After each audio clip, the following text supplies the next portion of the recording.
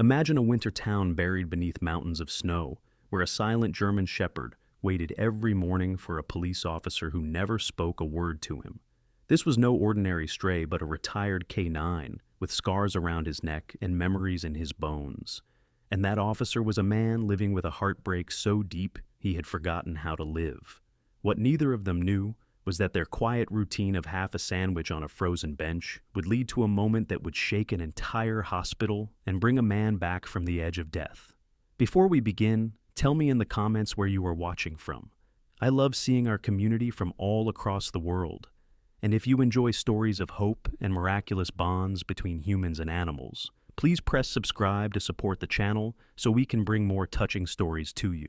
Winter in Frost Haven did not simply arrive. It settled in like an old, stubborn god. The town lay cradled in a bowl of mountains, their jagged backs dusted in white, dark pines marching up the slopes like silent sentries.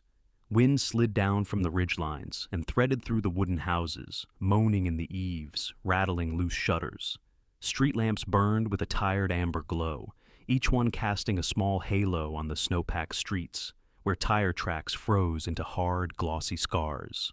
At the edge of town stood the police station, a squat brick building with a crooked flagpole and a parking lot that never quite got cleared of ice, no matter how often someone shoveled. It was here, before dawn most mornings, that Officer Elias Hartley pulled his aging patrol SUV into the same spot by habit more than choice, his movements as efficient and quiet as the snow itself. Elias was in his early 40s, the kind of man people described as solid before they thought of any other word. He stood a little over 6 feet, shoulders broad from years in body armor, his frame built more for endurance than for show. His hair, once coal black, had threads of iron gray at the temples. He kept it cropped short, regulation neat, as if the world might fall apart if he ever let it grow wild. His face was weathered, not so much by age as by long nights and harsh fluorescent lights, with a strong jaw and a nose that had clearly met more than one fist. His eyes were the thing people remembered, though. A steady, cool blue that used to spark with humor, now dulled into something quieter, like a lake under ice. Elias had been a K9 handler in a big city department once, before a blast of heat and shrapnel in a warehouse raid turned his life into a before and after, and took his four-legged partner, Rook, in a single terrible heartbeat.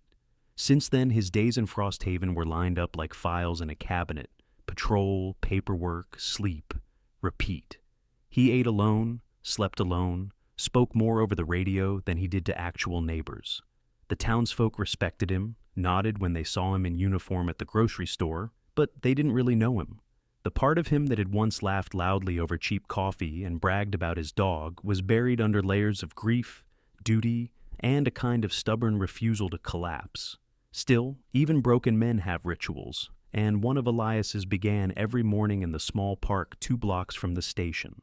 Frost Haven's park was a generous word for a patch of snow-drowned grass, a few iron benches turned icy and slick, and a handful of maple trees standing thin and bare against the sky. The swings on the tiny playground creaked when the wind shoved them, chains clinking like quiet chimes. Every morning, Elias parked across the street, shrugged deeper into his thick navy winter jacket, pulled his knit cap lower over his ears, and walked to the same bench near the frozen pond. His boots sank into the snow with a soft crunch. His breath came out in pale ghosts. In one gloved hand, he carried a simple ham and cheese sandwich wrapped in wax paper, made in his small, immaculate kitchen, where every plate had its place and every cupboard door closed with the same quiet click. The first time he saw the dog, it was only a shape in the gray dawn, a German shepherd, medium large, standing statue still near the trees. The dog's coat, once surely rich black and tan, was now duller, with patches of fur matted on his flanks and a faint scar circling his neck, where a K9 collar had cut into the skin long ago. His ribs didn't quite show, but he was leaner than he should have been, the hollows above his hips a little too sharp. One ear stood rigidly upright, the other tipped slightly at the top, as if something in his life had knocked it down and it had never fully recovered. His eyes, a deep amber gold, watched Elias with a focus that was almost human, assessing, measuring, but not pleading. This was no soft, wagging stray. This was a dog who knew commands, knew work, and had somehow lost both. Later, Elias would call him Kodiak, but that first morning, he was just the dog, standing a cautious few meters away, body tense, weight evenly balanced on all four paws, ready to bolt or to fight if the world asked for either. Elias, who had once trained dogs to charge into gunfire, did not whistle or call out. Something in him was too raw for that, like a muscle not yet healed. Instead, he sat on the bench, unwrapped his sandwich with slow, deliberate hands, and broke it in half. He placed one half beside him on the cold metal, then began to eat his portion, eyes on the frozen pond rather than on the dog. The rules of this quiet ritual invented themselves as he went along. No coaxing, no names, no sudden movements. If the dog wanted to eat, he could. If not, the birds or the night would take it. That first morning, the dog stayed where he was, amber eyes narrowed, steam from his breath puffing in small clouds. Elias finished his sandwich, brushed the crumbs from his gloves, and stood.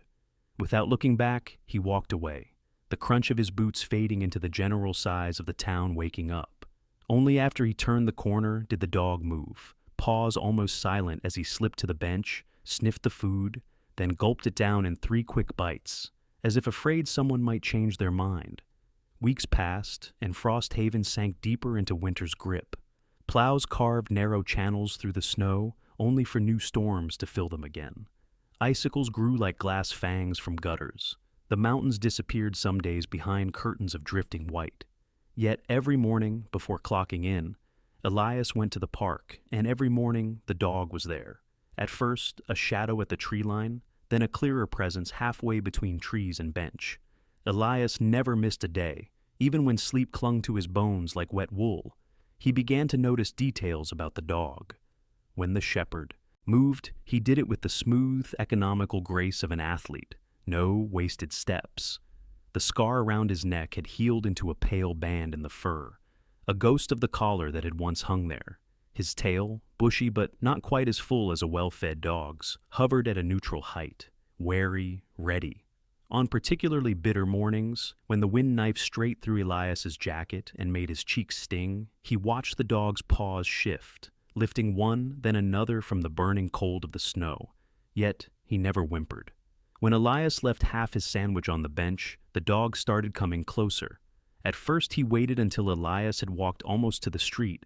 Then, slowly, over days, he began to approach while Elias still sat there, leaving a careful 2-meter bubble of space. Another week, and the bubble shrank. The dog moved to stand just off Elias's knee, body angled, neither submissive nor confrontational, simply present. Elias pretended not to notice how, every time a car backfired in the distance or a snowplow screeched against pavement, the dog's muscles tightened and his head snapped toward the sound, like he was waiting for a command that never came. The town began to whisper about the pair, the widower-like cop with the haunted eyes and the scar-necked shepherd of the park. Children peered through frosty windows of passing school buses to catch a glimpse. A barista downtown joked with her regulars that Frost Haven now had its own 2 broken guardians. Elias ignored the talk. He told himself the dog was just a stray with training that would have wasted away otherwise.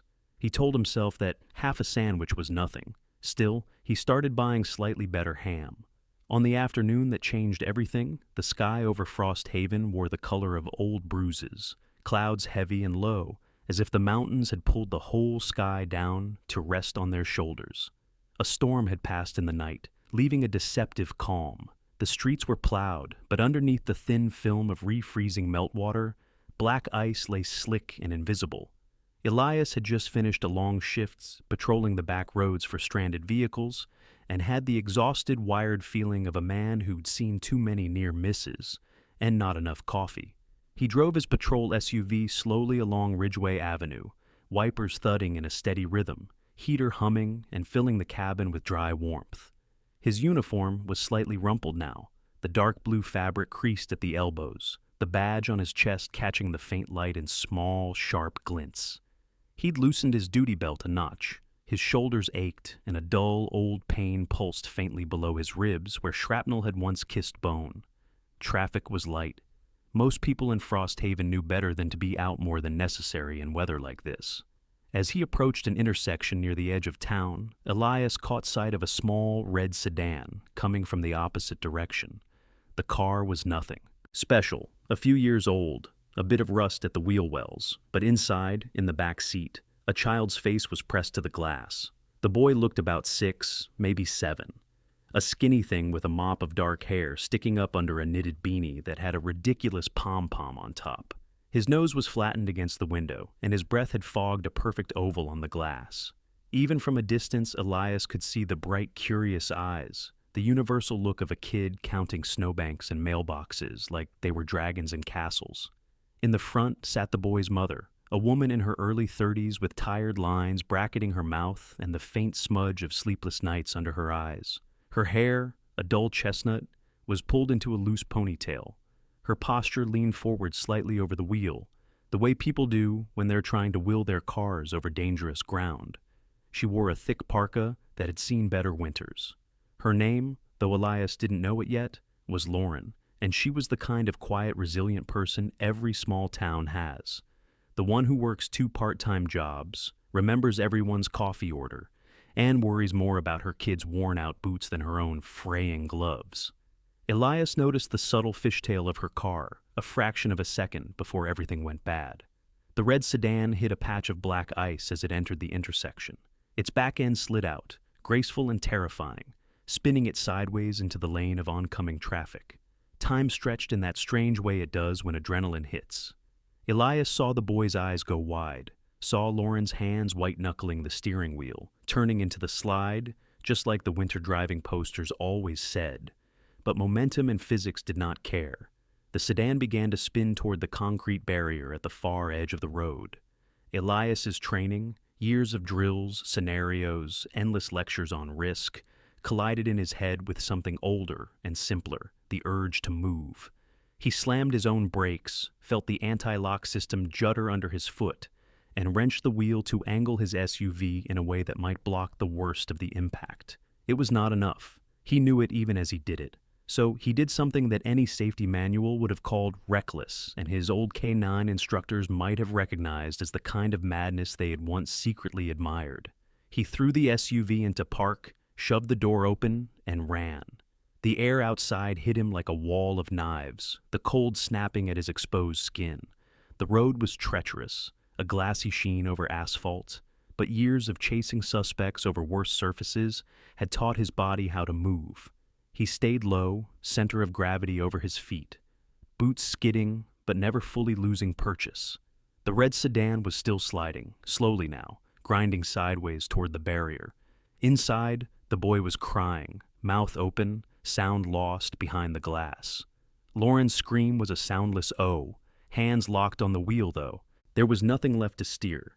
Elias reached the car just as its momentum carried it past the stripe in the road where his SUV sat. He didn't go for the driver's side door. No time, wrong angle. Instead, he lunged for the rear, hands grabbing desperately for the door handle of the back seat. It was locked. Of course it was locked. For a flicker of a moment, the frustration was almost comical in its inevitability. Elias bared his teeth in something that wasn't quite a curse and drove his shoulder into the door, twisting the handle with all the strength in his arms. The lock gave with a reluctant click, and the door jerked open just enough for him to wedge himself in the gap. He hooked his hands under the harness straps of the child's booster seat, muscles screaming as he yanked. The car's movement jerked him sideways. His boots slipped, and for a heartbeat, he was half dragged along the ice. With a guttural sound that came from somewhere deep in his chest, he heaved backward, dragging the booster seat and the boy out of the car in a single, violent motion. The world became a blur of motion and white. Behind him, the sedan crashed into the concrete barrier with a horrible metallic crunch that echoed between the mountains like distant thunder. The impact sent a wave of force through the air that Elias felt in his ribs and teeth. He spun, twisting his body so the boy was shielded against him, one arm wrapping instinctively around the child's small frame. The boy's knitted hat flew off, and a thin wail finally broke free from his throat, sharp and terrified. Pain detonated in Elias's chest, sudden and searing, as if someone had shoved a burning knife between his ribs. The world compressed to a point of brightness. He knew what that pain was. He'd felt something like it once before in the warehouse, when the blast had knocked him backward and the world had gone red and hot. His lungs refused to work correctly. Each breath was a jagged shard. His knees buckled and he went down onto the ice, twisting at the last second, so the boy landed on top of him rather than under. The child's small fingers clutched at his uniform, the fabric bunching under desperate little hands. Somewhere far away, Lauren was scrambling out of the car, shouting her son's name in a voice that cracked with terror and relief. Somewhere, tires squealed as another driver braked just in time. Somewhere, a siren might have begun to wail, but Elias could no longer place sounds in space. They all blended into one distant roar. He tried to say, you're okay," to the boy, because that was what you were supposed to say, what he'd told countless victims in the countless accidents. His lips moved. He wasn't sure any sound came out. The sky above him seemed to open up, a vault of flat, winter gray that slowly turned too bright to look at.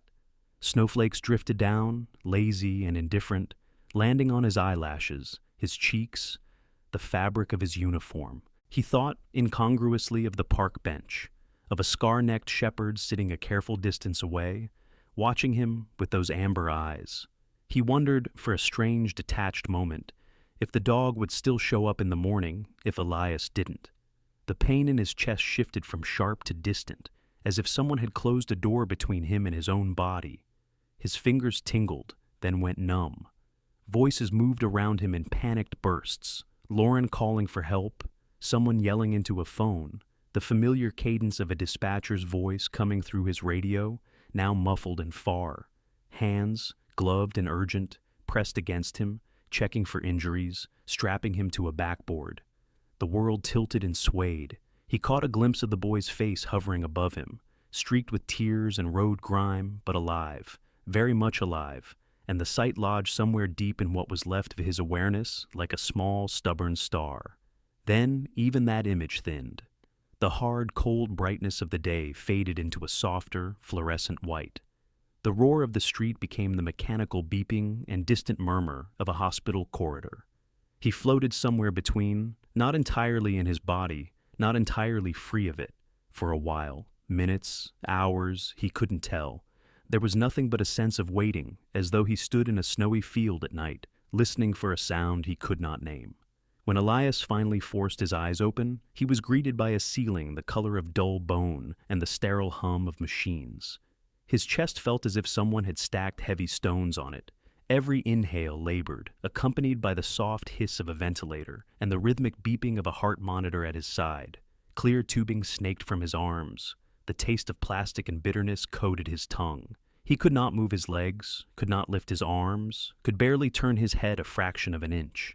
A clear mask covered the lower half of his face, and beyond its fogged plastic, he saw the edge of a curtain, the silhouette of equipment, the vague outlines of a hospital room. The air smelled of antiseptic, metal, and the faintest trace of his own fear. Frost Haven Regional Hospital, ICU. He knew the signs. He'd walked these halls in uniform, delivering bad news to others. Now, he lay in the bed, tethered to life by wires and plastic. Somewhere inside the thick medicated haze, he understood a simple, stark truth. This time, he wasn't the one who had pulled someone back from the edge. He was the one hanging there, suspended on an invisible line between staying and slipping away.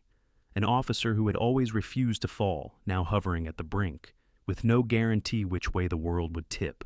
Snow settled on Frost Haven like a shroud that night, thick, relentless, swallowing streetlights and softening the world into a whiteness that erased edges and distances. The mountains were invisible behind a drifting curtain of crystalline flakes, and the wind howled down the alleyways like something old and mourning. Behind Frost Haven Regional Hospital, past the loading docks and dumpsters buried under snow berms, a single shape moved in the storm, head low, body taut, paws stiff and burning from the cold. Kodiak. Kodiak was 6 years old, prime working age for a K9, yet life had roughed him harder than most. He had a battle-worn sturdiness about him, tall for a shepherd, with a deep chest and strong back, but lean where he should have been well-muscled. His fur, an ashen mix of black and sable, was caked with snow and grit along his belly. His eyes, amber with flecks of green, held the raw alertness of an animal who never fully rested. The scar around his neck was not just a mark. It was a story of a handler long gone, of a forced retirement after an injury, of a collar removed but duty lingering. Kodiak understood the world primarily through scent, and Elias Hartley's scent hovered in the air like a fading beacon. He had expected to find Elias in the park that morning, on the iron bench by the pond, sandwich in hand. Instead, Kodiak had waited under the maple trees until the cold seeped deep into the pads of his feet and gnawed at his joints. He had waited long past sunrise, past the time when Elias always appeared. But Elias never came. Instinct, deep, primal, trained, drove him to search. The dog began by pacing the block, nostrils flared, collecting fragments. Elias's jacket scent on the wind, faint traces on a street corner, then stronger near the police station. But the smell turned sterile and clinical as Kodiak followed it further, blending into disinfectant, latex gloves, fear, and the metallic undertone of blood. It led him right here, to the hospital's shadowed wall, where the storm-buffeted exhaust vents pushed waves of warm, machine-tainted air into the night. Kodiak pressed his nose to the vent and inhaled. There, beneath bleach and alcohol, beneath plastic tubing and stale air, was Elias. Sweat, pain, and the sharp tang of medical adhesives. Kodiak's ears pricked, his breath caught. This was search, this was target, this was the job. Inside Frosthaven Regional, staff changed shifts while machines hummed. Nurse Meredith Cole, thin, small-framed, with sandy hair pulled into a quick bun and warm chestnut eyes, moved briskly down the hallway in her soft-soled shoes. She was 37, widowed, known for both her gentleness and a stubborn streak that surfaced whenever hospital policy clashed with compassion. She had the face of someone who had cried privately many times, but always smiled in public. Tonight her smile had faded. She had seen Elias's monitor readings dip dangerously earlier in the evening, but she kept that worry locked behind her professional calm.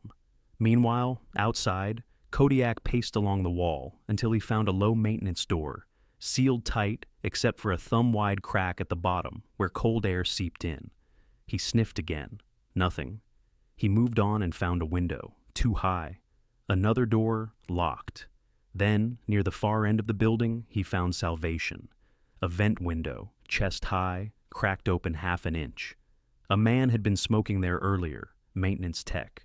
John Holbrook, 49, a heavy-set balding man with mild emphysema and a chronic inability to follow smoking policy strictly. He had cracked the window for a midnight cigarette and forgotten to fully latch it. When Kodiak leapt, snow sprayed from under his paws. He balanced on hind legs, pressed his shoulder into the seam, and pushed. The wood resisted. He pushed again, claws scraping. A third shove, this one angled upward, strong with desperation, and the latch slipped. The window creaked open just enough. Kodiak forced himself through in a blur of fur, legs, and purposeful motion. Inside, warmth enveloped him. Floors smelled like chemicals, sharp, unpleasant, but navigable. He shook once, spraying meltwater droplets, then trotted forward, nose working overtime. Elias's scent was a thread of gold in a haystack of sterile smells. Kodiak followed it unerringly. He passed supply carts. A startled janitor glimpsed him and froze, mop mid-stroke, mouth falling open.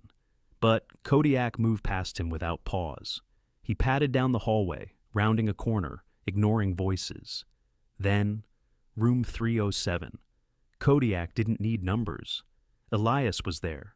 The scent pooled there like sunlight. The door was slightly ajar. Inside, Elias lay motionless. Tubes rooted to his arms, chest rising and falling, with machine-assisted breaths. His skin looked pale under the ICU light, lips tinged bluish, face slack and unnaturally still. The monitor beeped in slow rhythms. Standing beside the bed was Nathan Vance, 29, Elias's nephew. Nathan had grown into a man with neat clothing and anxious ambition, expensive wool coat, clean haircut, handsome face that could flash easy charm when needed. But up close, His eyes betrayed something brittle. He had the look of someone constantly calculating financial projections, risks, gains. His childhood had been shaped by chaos. His father's failed ventures, debt collectors at the door, his mother crying into her sleeves. Nathan's fear was not dramatic. It was efficient. He feared destitution, humiliation, failure. He feared becoming the child, staring at empty cupboards again. And right now, he feared losing control. He spoke softly into his phone, back turned, voice calm like oil over water. If we liquidate the Hartley property before a state dispute arises, no, I doubt he'll recover enough to contest. Yeah, I'll sign tomorrow. I'll handle Nora. Kodiak slid silently inside, under the bed, then lay, flat, just two amber eyes peering out. Nathan ended the call, exhaled hard, looked at Elias, and his expression shifted. There was something like grief there, but twisted through shame and selfishness. He reached down and touched the silver police ring on Elias's finger, the old service ring, worn and scuffed, engraved with the Frost Haven badge emblem. Nathan whispered, "You always told me people could choose to be family." His voice trembled, just enough.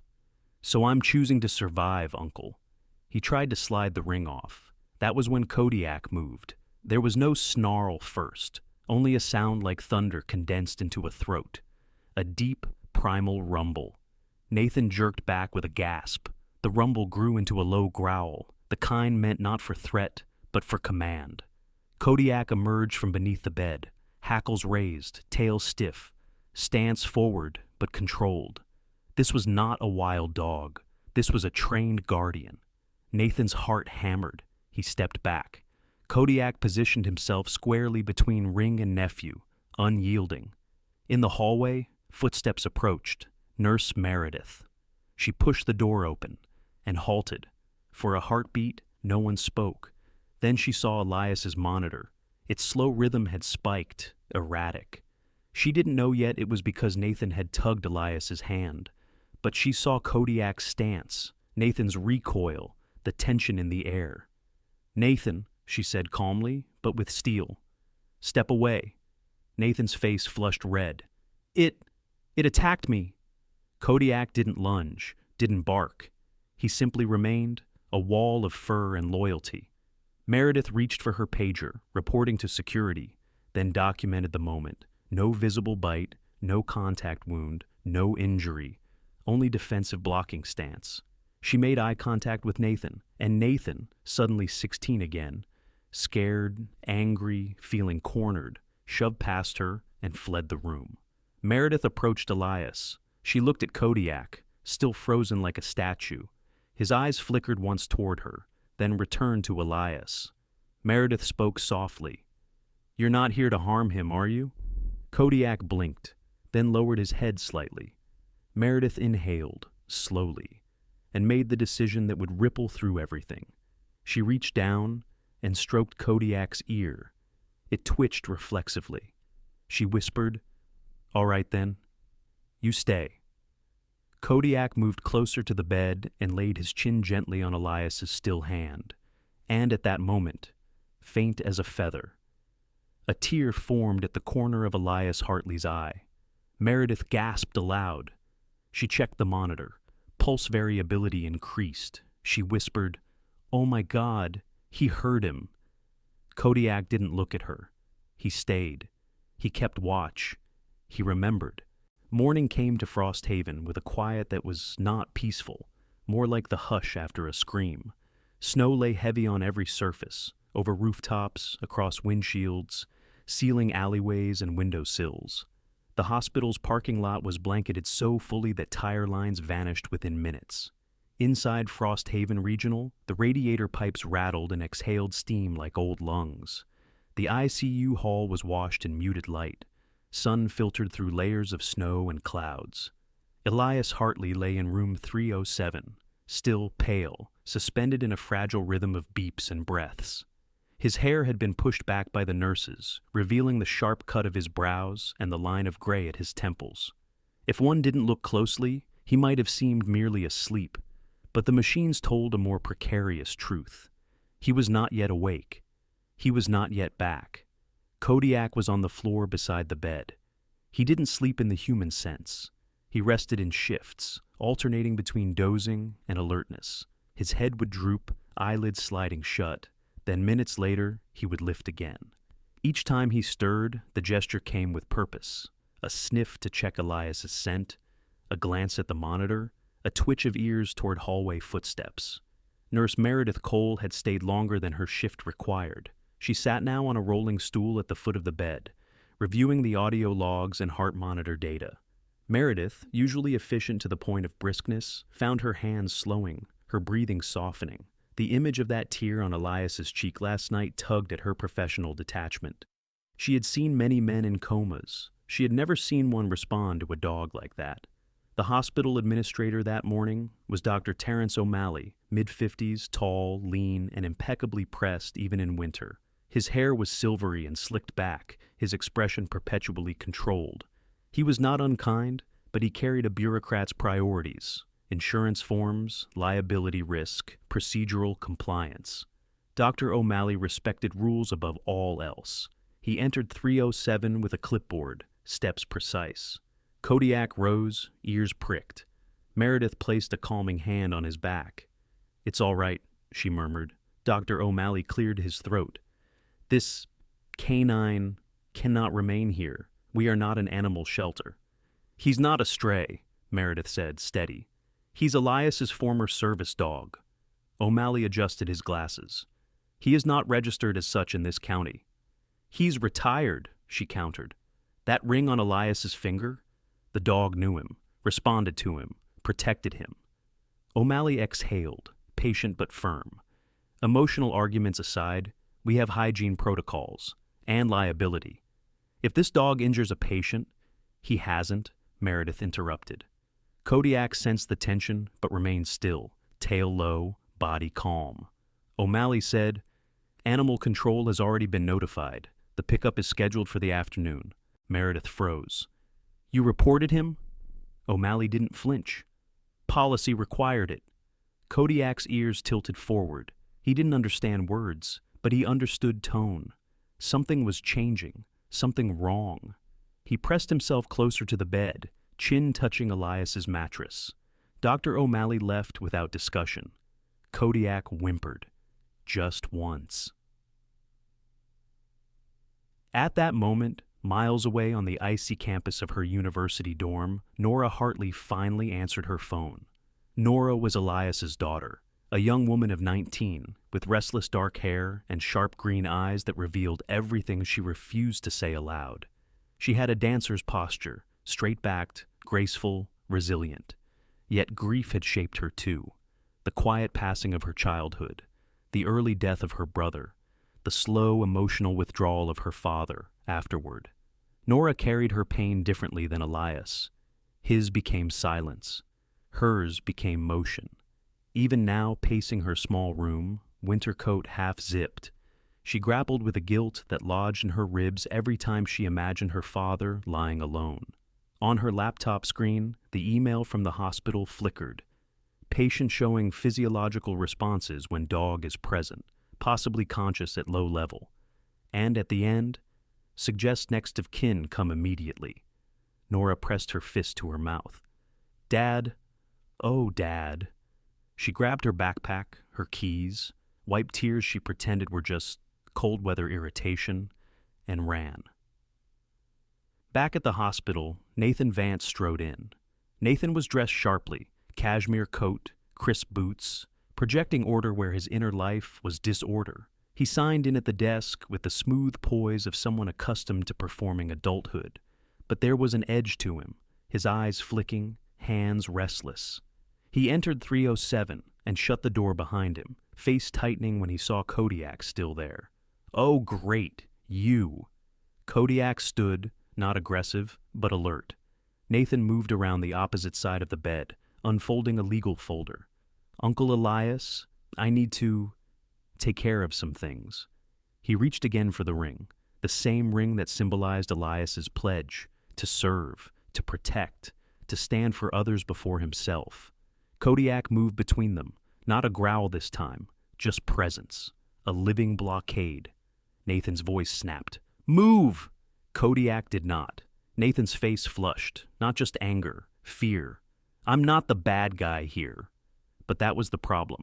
Nathan wasn't a villain. He was a man being slowly eaten by the ghost of poverty past. A man who equated money with safety, possessions with love, control with survival. Nathan stumbled back, voice cracking. You don't understand? If he dies, everything gets tied up legally, delayed for months, years. Do you know what debt collectors do? Do you know? His voice broke. He turned away, eyes shining. I can't go through that again. Kodiak watched, not judging, only waiting. At that moment, Nurse Meredith entered with Sheriff Grant McCallum. Grant was in his 40s, broad-shouldered, dark-bearded, with a calm authority that did not need to shout to be heard. He was the kind of sheriff people in Frost Haven trusted, firm with troublemakers, gentle with widows, fair with all. He had known Elias for years. Nathan, Grant said, quiet but stern, step away from the bed. Nathan stiffened. I wasn't hurting him. No, Grant said, but you were handling his property without his consent. Nathan's jaw set. He can't consent. He might never.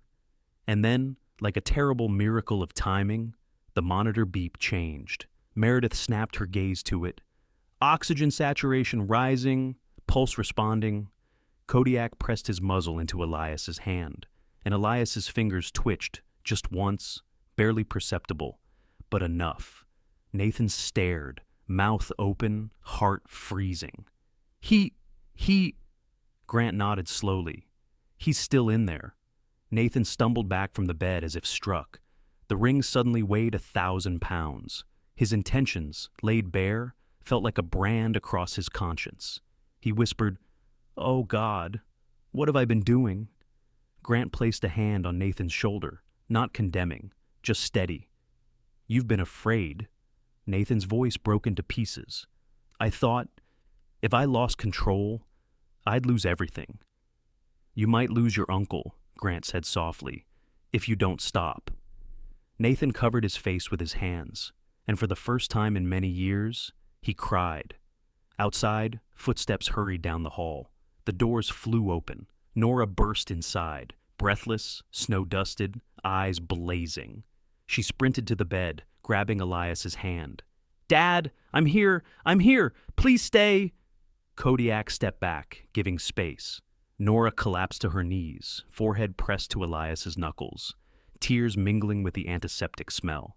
And for a moment, there was no sound except beeping monitors, and soft, steady breathing, and hope beginning to thaw. The storm that had battered Frost Haven through the night softened by morning into a misty drizzle of flurries, as though winter were catching its breath. Snowbanks leaned heavily against street corners, slumping like tired shoulders. The hospital windows were crusted with frost, blurry from inside and opaque from out. In room 307, Elias Hartley remained unconscious but stubbornly alive, fingers faintly responsive, pupils flickering behind closed eyelids as if dreams were tugging at him from across a distance. Nora had fallen asleep sitting upright, forehead resting against her father's hand. Kodiak lay curled at the foot of the bed, chin on paws. Then the door opened. Dr. O'Malley stood there with two uniformed county animal control officers. The first was Carl Benson, a middle-aged man with a thick stomach and a thick mustache, whose attitude tended to follow whatever direction the paperwork pointed him. He wasn't cruel, just institutional, a man whose life had been defined by protocols rather than principles. The second officer was Claire Benton, younger, sharper, with an athletic build and chestnut hair braided down her back. She had a softer core but a procedural shell. She liked animals, but she liked compliance too. Carl spoke flatly. This is the dog? Nora bolted upright. What? No. She moved protectively, placing a hand on Kodiak's shoulder. Dr. O'Malley held up a clipboard. The dog does not belong to the hospital. He entered illegally. He presents a contamination and liability risk. He's not dangerous, Nora protested. He saved my father. Carl didn't even look at Kodiak. Sorry, miss. We have the authorization. The hospital signed custody release. Kodiak stood, ears pricked, tail lowered, stance non-aggressive, but alert. Claire approached with a slip lead. I don't want to hurt him. Just let me. Kodiak didn't fight. He merely backed toward the bed, placing himself near Elias's side as if declaring, This is my post. Nora's voice shook. You can't take him. Carl's tone, bureaucratic inevitability. We have to. Meredith burst through the doorway. You cannot be serious. O'Malley didn't waver. Emotion aside, this institution will not risk liability. Meredith stepped between Kodiak and the officers. I'll sign a personal liability waiver. You cannot, O'Malley replied. You're not next of kin. Nora spoke. I am. For a second, just a second, hope flashed. But O'Malley had already prepared for that. Nora, you are next of kin for the patient. The dog is classified as a stray. Kodiak looked up at Elias. The heart monitor beeped softly. Elias did not stir. Claire slipped the lead gently over Kodiak's head. I'm sorry. Handsome, come on. Nora broke. Please, don't take him. He belongs with my father. He's all he has. The hallway watched. Nurses paused. Patients peeked. No one stepped forward. As Kodiak allowed himself to be led away, he glanced back. One last look at the still man on the bed. His tail did not lower completely. It remained halfway up, stubborn. Elias would have recognized that tail position. It meant, I'm not giving up, I'm waiting. And then he was gone. Nora followed them through the corridors, sobbing, requests, pleas, none mattered. Outside, Kodiak was loaded into the back of the county van, a cage behind a metal grate. Claire secured the latch. As the door shut, Kodiak's breath fogged the grate. His eyes locked with Nora's. She pressed her palm to the metal. I'll come for you, she whispered. I swear. The van pulled away. Kodiak never looked away, not until the corner took him out of sight. Frost Haven Animal Shelter, a low concrete building half buried in snowdrifts, windows barred partly to protect the animals, partly because of ancient county code. Inside, rows of steel cages, the air thick with the scent of fear, old urine, and disinfectant. Kodiak was placed in cage 14B. The door clanged shut. Other dogs barked, yelped, whined, but Kodiak did not bark. He sat facing the wall, still and silent, like a soldier on a vigil. His ears never lowered. He was not defeated, just waiting. That afternoon, 3 figures arrived at the shelter. Nora, Nurse Meredith, and Sheriff Grant McCallum. Grant arrived in uniform, tan jacket, badge prominent, expression unreadable save for a certain jaw tightness that said he was in no mood for nonsense. At the front desk sat Lou Ramsey, the shelter clerk, a thin, balding man with spectacles and a general demeanor of reluctant administrative servitude. He clicked through forms while speaking. He said, Dog came in this morning, classified as aggressive toward family. Nora slammed a palm on the counter. He wasn't aggressive. He was protecting my father. Lou shrugged. Paper says what paper says. Meredith spoke calmly. I submitted testimony, video evidence from the ICU camera. It shows clearly that the dog never attacked, only blocked. Lou adjusted his glasses. Well, policy mandates a 10-day observation period. Nora shook her head. He doesn't belong here. Grant stepped forward. His voice became steel wrapped in courtesy. Let me see the intake paperwork. Lou hesitated. Grant slowly leaned in. I wasn't asking. Lou swallowed, handed over the file. Grant examined it, then nodded once.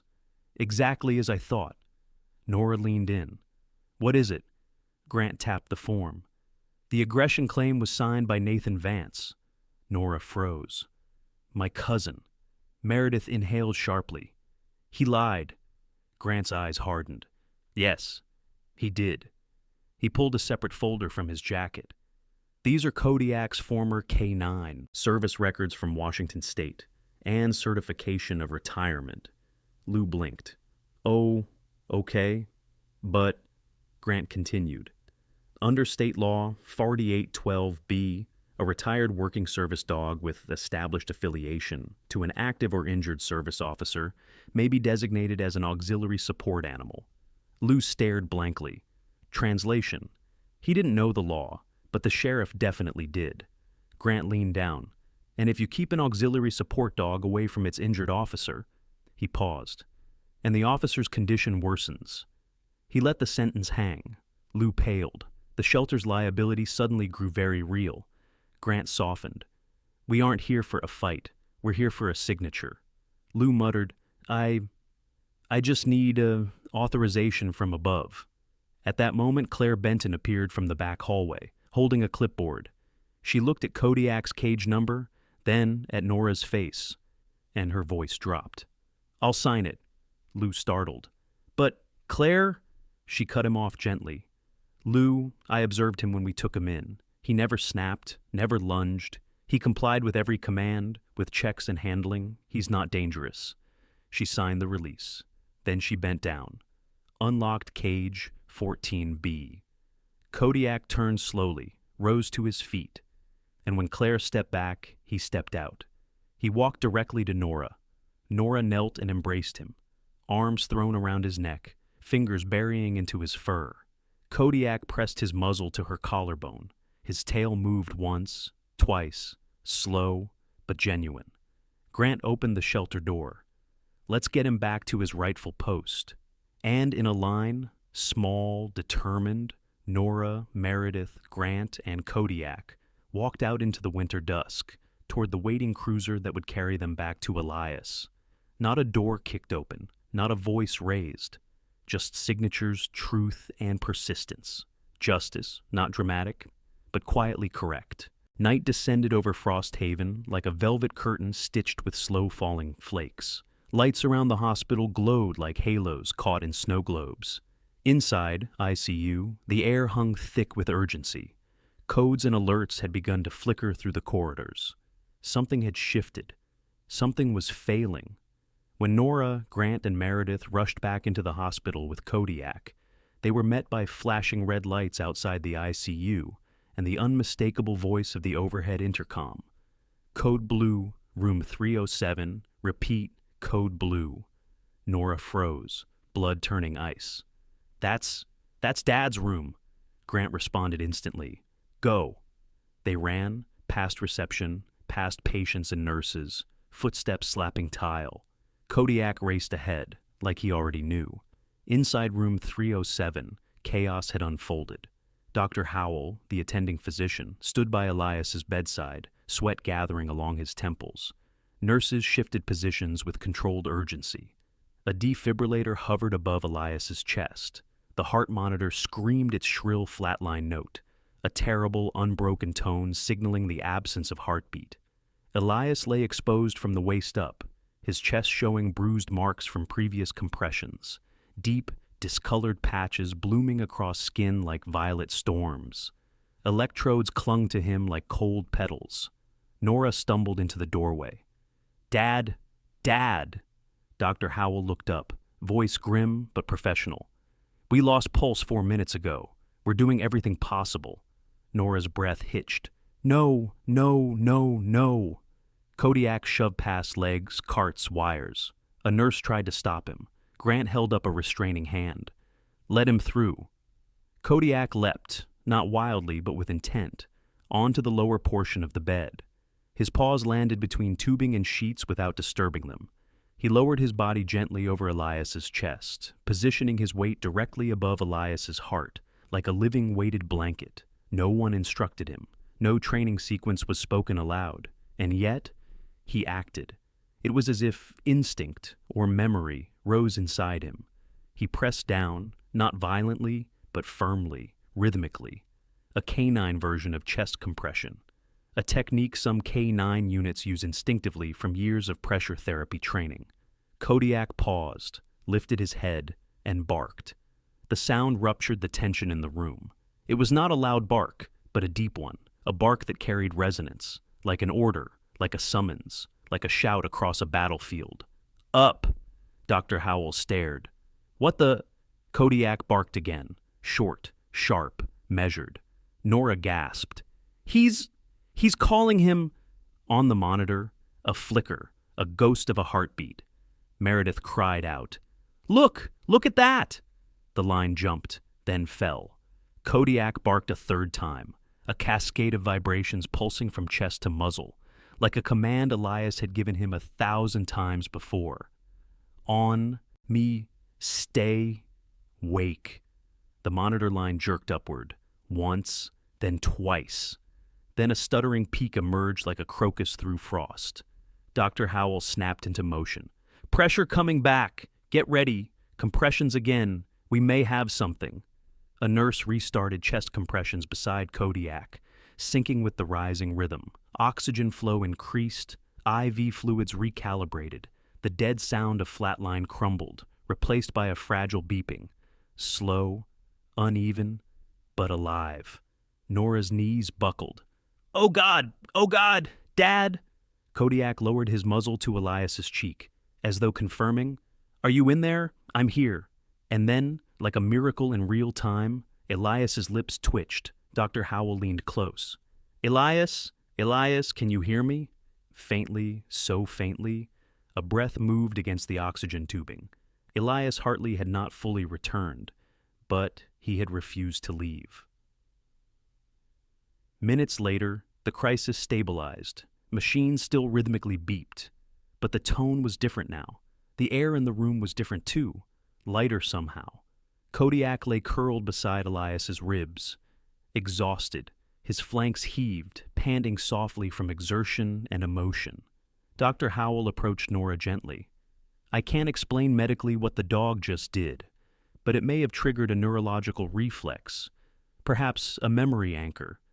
Nora stroked Kodiak's fur. He remembered my father, and Dad remembered him. Nathan stood at the back of the room, silent, ashen, eyes fixed not on Elias, but on Kodiak. Nathan whispered, barely audible. He saved Uncle Elias's life, Grant replied. He saved his heart, Nathan, not just medically. Nathan bowed his head. He looked like someone facing himself in the mirror for the first time, and finding the reflection unacceptable. Hours passed. Nurses rotated. Lights dimmed in ICU. Snow continued to drift outside like ash from a slow, quiet fire. Nora was allowed to stay, one chair beside the bed. She held Elias's hand with both of hers, and Kodiak remained at her feet, loyal in vigil. At 3:12 a.m., something happened. Elias's eyelids fluttered. Nora jerked up. Dad! Dad! A groan escaped Elias's throat, rough, painful, human. His eyes opened, cloudy and unfocused at first. Then, slowly, they locked onto her. A moment passed, a bridge rebuilt between 2 years of silence. His lips formed a rasp. Hey, kid, Nora sobbed. Dad! Oh, Dad! She leaned over him, pressing forehead to cheek. Kodiak rose, front paws on the mattress, nose brushing Elias's shoulder. Elias turned his eyes, slowly, toward Kodiak. Recognition spread across his face. Tired, broken, reborn. He exhaled. Good boy. And Kodiak, for the first time, made a soft, trembling whine. Grant from the corner wiped a hand over his beard. Meredith quietly stepped outside to give them privacy, eyes stinging. Even Nathan slipped out into the hallway, to weep alone. Not the weeping of self-loathing, but the weeping that begins healing. Spring did not arrive in Frosthaven in a burst. It crept in quietly, like someone walking across a wooden floor trying not to wake a sleeping house. Snowbanks thinned, revealing patches of tired earth beneath. Icicles shrank to mere dripping threads. The mountains still carried winter on their shoulders, but down in the valley, the air thawed, slowly, gently. 3 months had passed since the night Kodiak pulled Elias back from the edge with 3 determined barks. 3 months of slow healing, of physical therapy, of conversations, of forgiveness. Elias Hartley now sat on a sturdy chair outside a modest wooden cabin on Haven Hill. A hill south of Frosthaven, where trees swayed softly and grass was finally beginning to push through the frost. The cabin had peeling paint, an old mailbox, and steps that creaked, but Elias had polished every window, replaced warped floorboards, and reinforced the porch railing with his own hands. He wore a flannel shirt now, instead of a uniform. his badge wrapped carefully inside a drawer in the cabin office. His hair was longer, more silver at the temples. His movements still carried stiffness. His chest still hurt on cold mornings, but he was up. He was breathing. He was living. Kodiak lay beside him, muzzle resting on Elias's boot. His fur had regained its sheen. Meals had been regular, warmth constant, and stress finally easing. The scar on his neck remained, but it was a mark of service now, not abandonment. From the path below, two figures appeared, a young firefighter named Jake Lowell, 26, broad-shouldered with a shy grin, and a golden retriever with soft cream fur and big, trusting eyes. The dog walked clumsily at his side, bumping into Jake's leg every few steps. Elias called out, "Easy there, Daisy. You're drifting like a shopping cart with a bad wheel." Jake laughed. "She hasn't figured out left and right yet, but she's getting there, thanks to your training." Elias nodded with a quiet pride. "It's not about commanding them. It's about letting them trust you." Kodiak lifted his head, as if confirming the philosophy. From inside the cabin came the sound of typing, fast, purposeful keystrokes. Nora Hartley, now 20, sat hunched over a laptop at the kitchen table. She had returned to school part-time, but mostly she threw herself into Haven Hills operations, coordinating community outreach, writing grant applications, managing veterinary partnerships. She had changed too. Her eyes seemed brighter, posture freer. She talked more, smiled more. She had laughed with her father for the first time in years. Awkward at first, then real. On the wall behind her was a bulletin board covered with photos. Elias with Kodiak, a firefighter with Daisy, a paramedic hugging a Dalmatian, a veteran kneeling beside a lab mix, a row of volunteers holding donated food bags, and in the center, a picture of Rook, Elias's old K9, partner in full harness, framed in simple wood. Nora looked up when she heard footsteps. "You two finished the obstacle run already?" Jake shrugged. She wanted belly rubs more than practice. Daisy wagged her tail, guilty and delighted. Nora shook her head with amusement. "Well, that's technically emotional therapy, so I'll allow it." Behind them, another car pulled up the gravel drive. Nathan Vance climbed out. He wore no expensive coat now, just a simple sweater and worn jeans. His face was thinner, humbled. The ambitious gleams had faded from his eyes. In its place was something quieter, something like accountability. In his arms, he carried 2 large bags of dog food and a plastic file organizer with color-coded tabs. Elias looked at him with a complicated expression. Not quite soft, not quite hard, but undeniably open. "Afternoon, Nathan." Nathan cleared his throat. "Brought the food you ordered, and I went through last month's expense reports. Flagged some inconsistencies in the supplier billing. I think we can negotiate for a lower rate on vet supplies." Elias nodded slowly. "Good. Thank you." Kodiak rose and padded over to Nathan. The dog sniffed his hand, then licked it once. Nathan blinked, emotion tightening his throat. "I'll never stop being grateful that you let me make this right." Elias replied quietly. "You're doing that by showing up." Nathan didn't answer, but he stayed, unloading supplies and sorting paperwork at Nora's direction. Later that afternoon, under a soft drizzle of snowmelt and rain, Elias walked down the training path with Kodiak at his side. His steps were uneven, but Kodiak compensated instinctively, pressing shoulder to Elias's knee when the man's balance tilted. They approached a fenced area where 2 new dogs were being introduced. A black lab with anxious eyes, found abandoned near the freeway, and a husky mix, too energetic and chaotic, but sweet-natured, tail wagging like a metronome. A volunteer, Maria Lopez, mid-30s, strong build, sharp cheekbones, soft voice, was kneeling between them, offering treats. She had been a medic who struggled with burnout and nightmares. Her time at Haven Hill had steadied her again. "Hi, Elias," Maria raised a treat. "This one's Bear, the other is Scout." Elias crouched slowly, knees creaking, and extended a hand. Scout immediately shoved his nose into Elias's palm, but Bear backed away. Ears lowered, no growl, just uncertainty. Elias spoke gently. "That's all right, Bear. We move on your time, not ours. Kodiak circled behind Elias and sat facing Bear, not staring, just being present.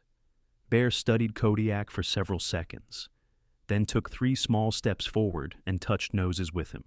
Maria exhaled. There it is, the first hello. Elias straightened with effort, and that effort carried, meaning the man who once fell now stood, not alone, never alone. That evening, at sunset, everyone gathered by the porch. The horizon blushed with pale pink and gold. Steam rose from mugs of hot chocolate and tea. Elias sat with Nora beside him, Kodiak at his feet. Nathan leaned against the porch railing, arms crossed loosely. Maria sat on the steps with Bear and Scout. Jake wandered up with Daisy curled in his arms like a large, fluffy infant. Meredith arrived last, out of her nurse's uniform for once, wearing a soft green sweater and a contented smile. They watched the sky quietly, a commune of unlikely souls, bound by bruises turned into blessings. Nora nudged her father. You okay? Elias nodded. Yeah, I haven't felt this okay in a long time. She leaned her head on his shoulder. You did a lot, Dad. You made all this happen. He shook his head. No, he did. He looked down at Kodiak. The dog thumped his tail, once. Elias continued.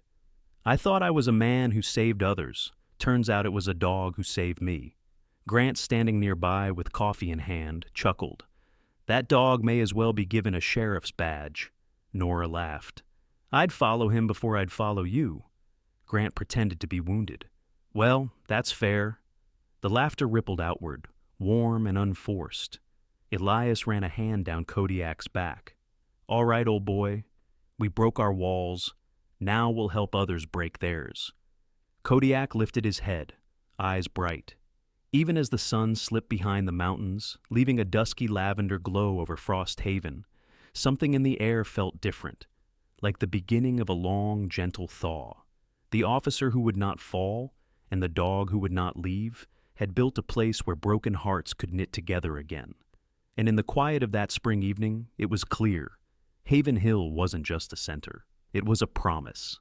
In the quiet closing of this story, we are reminded that the miracles of God do not always arrive with thunder or bright signs. Sometimes they come softly through the loyalty of a dog who refuses to abandon his partner, through the courage of a daughter who chooses love over fear, and through the healing grace that God places inside ordinary hearts. In our everyday lives, we each face storms of our own moments of doubt, loneliness, or weariness. But God walks beside us even then, guiding our steps, sending comfort in unexpected forms, and reminding us that we are never truly alone.